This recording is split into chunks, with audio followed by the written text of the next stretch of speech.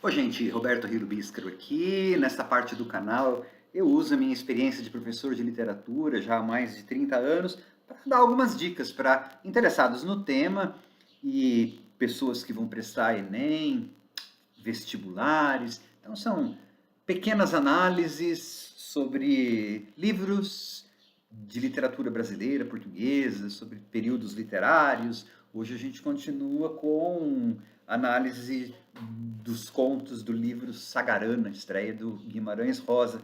Hoje a gente vai analisar bem superficialmente, lembra? Nada que evita que você leia o livro, né? Tem que ler o conto, que é só para pegar algumas coisas que eu falo aqui. Em Conversa dos Bois, a gente tem novamente pelo menos dois dos temas recorrentes, né, nos contos do Sagarana, que são a extrema violência que pode ser o sertão, e não é nada idealizado, não é um lugar idílico, fantasiado, e também uma crítica à razão, que também já tinha sido feito em São Marcos, por isso que é bom você também ver os outros vídeos aqui, que eu analiso conto por conto. Né? Aqui você vai ver que a razão ela precisa estar aliada ao instinto, precisa estar aliada ao entendimento da experiência, para que dê certo as coisas para as pessoas ou para os bois, né? Quem vai pagar o preço aí, um dos bois que paga o preço é o rodapião, que quer ser muito racional, quer ser igual ao homem e despenca lá da montanha porque não sabe ler a situação daquele lugar.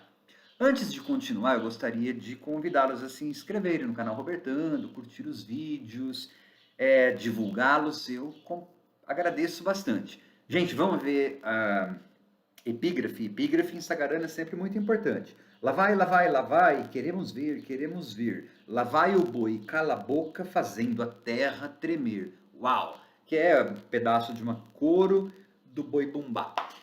A gente já vê então que os bois, não só no título como aqui na epígrafe, são bravios, fazer a terra tremer. E olha como começa isso aqui, gente, esse conto. Que já houve um tempo em que eles conversavam entre si e com os homens, é certo e indiscutível, pois que bem comprovado nos livros das fadas carochas. Então, o começo, parece aqueles começos era uma vez, né? Meio que de conto de fadas. Tem gente que diz que é fábula. Aí é um ponto muito nebuloso, né? A gente da área de humanas discorda muito. Eu sou um dos que não acha que Conversa de Bois e lá o Burrinho e o Pedreiro sejam fábulas, tá? Para mim, ele não é fábula.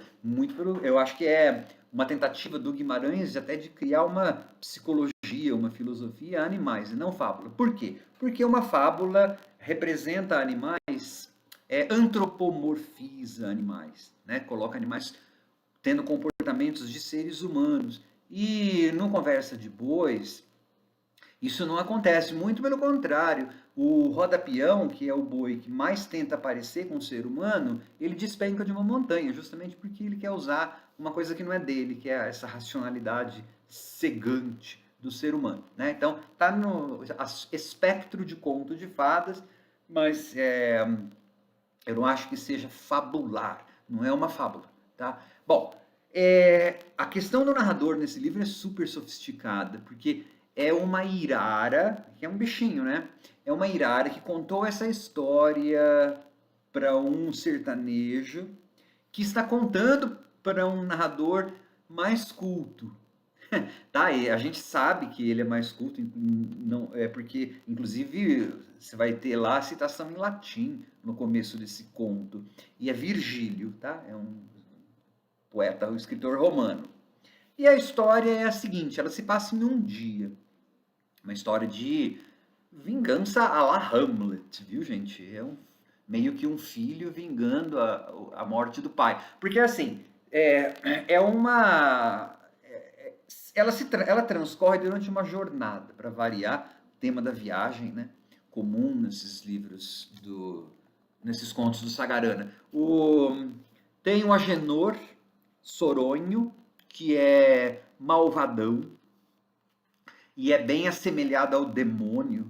Ele anda com uma vara para fustigar os bois, né? E ele é ruivo, né? Vermelhão, então, e ele é um cara malvado. E ele que está tendo um caso com a mãe do Tiãozinho, que é o menino que vai na frente conduzindo a boiada.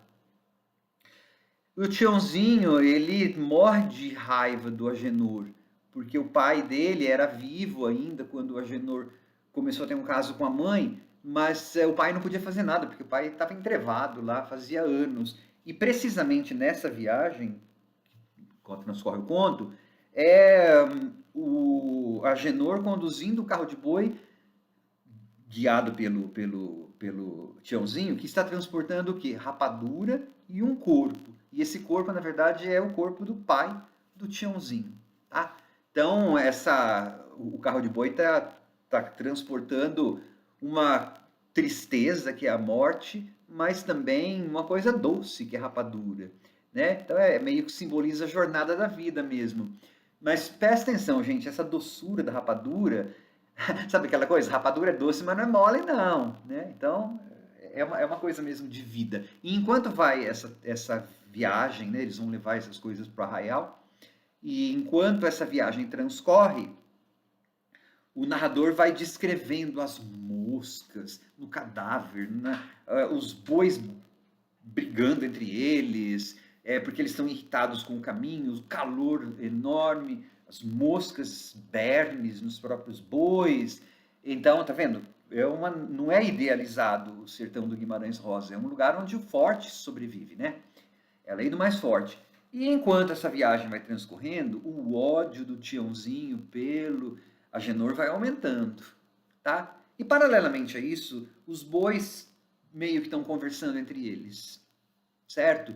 E aí você até é aluno, se você for aluno, pode propor o seu professor de filosofia para analisar esse conto com vocês, porque cada boi ali representa uma vertente filosófica. Esse conto se presta muito às aulas de filosofia, tá? Eu não posso fazer isso aqui porque eu não quero fazer um vídeo grande, enorme, e também porque eu não sou professor de filosofia, né? Sou professor de literatura. Então, cada boi ali tem a sua própria personalidade e tem os seus nomes, que são importantes, viu, gente? Brilhante, inclusive esse brilhante, que brilhante significa também inteligente, né? Ele conta uma história, aquelas coisas do Guimarães, né? Histórias que parecem paralelas ao conto, mas que dizem muito sobre o conto.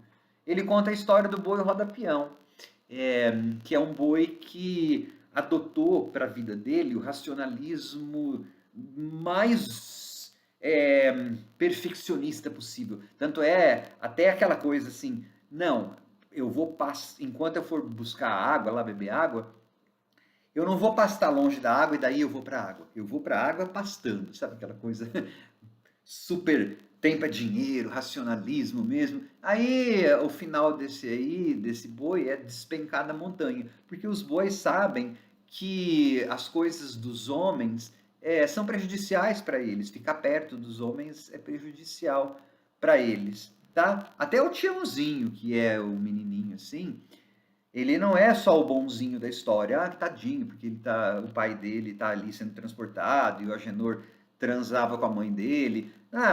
O menino também, ele projeta sonhos de vingança, quando adulto, de botar o poder lá, quando eu for adulto ninguém vai mexer comigo, e ele bate nos animais, né? Ninguém é santo no conto. Mas, enquanto a caminhada vai transcorrendo, o calor vai aumentando, o ódio do menino vai aumentando, e chega uma hora que esse menino, Tiãozinho, lá na frente, ele tá tão em transe, tá tão cansado, que ele começa meio que a andar, meio dormindo. Ou seja, ele está numa hora lá em que ele está num estágio intermediário entre a razão e o instinto, né? A natureza. Ele tá meio parecido com os bois. Os bois comentam entre eles, ó, o bezerro de homem, tá vendo como aí os animais no conto, eles não têm características totalmente humanas. Ele nos refere ao Tiãozinho como menino. Ele não tem esse conceito, então ele não é humano, né? Não está totalmente antropomorfizado. O Guimarães ele trabalha muito com regiões de fronteira, regiões híbridas. Bom, Aí então esse menino, quando ele fica nessa região fronteiriça entre o som, ele está andando de olho fechado, ele está andando meio dormindo, como os bois, né? Os bois percebem isso. E aí você vai perceber até que linguisticamente no final do conto existe uma simbiose entre os dois, entre os bois e o Tiãozinho, tá? E o Agenor Soronho tá lá dormindo no carro de boi, perigosamente na beirada do carro de boi. O carro de boi é super bem descrito pelo narrador, porque é preciso para você entender, né, o que vai acontecer. E aí, então, talvez inconscientemente, esse ódio hamletiano, né? Hamlet é aquele personagem do Shakespeare que vinga o pai, né, pessoal? Talvez inconscientemente o Tiãozinho dá um grito. Ele grita o nome de um dos bois. E sabe qual que é o nome desse boi que ele grita? Namorado. Que é o boi, não por acaso, que esse próprio Tiãozinho fustigara antes. Tá? Namorado, ó. O pai, o Agenor, né? Era namorado da mãe dele, do Tiãozinho. Quando ele dá esse grito, o Tiãozinho dá esse grito, os bois disparam. E aí, então, o Agenor cai do carro, aquela rodona do carro de boi passa em cima da goela dele, quase que decepa. E aí, então, no final do conto, todo mundo fica, a viagem fica mais feliz, né? Porque vai ter 2 cadáveres. Mas, assim, o Tiãozinho, ele tem uma certa redenção, porque ele se arrepende, ele começa a ver os pontos bons, né? Ah, não, o seu Agenor, ele era malvado, assim, ele era duro, mas ele tinha bom coração. Afinal de contas, o Agenor sustentava a família dele. Então, isso que eu falei, tudo no conto tá em uma região híbrida, tá numa região de fronteira entre o animal e o humano, entre o bem e o mal, certo? Você não tem. A única coisa que você tem de certo é que a gente deveria viver numa fronteira, parece, entre a razão e o instinto. O Guimarães sempre tem essa desconfiança com relação à razão, né? Nesse caso aí, ele faz com que os bois eles acabem em simbiose com uma criança, que é ainda um ser humano que ainda não usa a razão todo o tempo, né? A criança é sempre ligada ao mítico, sempre ligada à emoção, sempre ligada à intuição. É dessa junção que sai o castigo do Agenor. Tá? Essa é a conversa dos bois. Espero que tenha ajudado, mas eu repito, pessoal, tem que ler o conto, porque eu dou assim a superfície. Dá para falar muito mais coisa, mas não quero fazer um vídeo muito comprido, né? Tchau.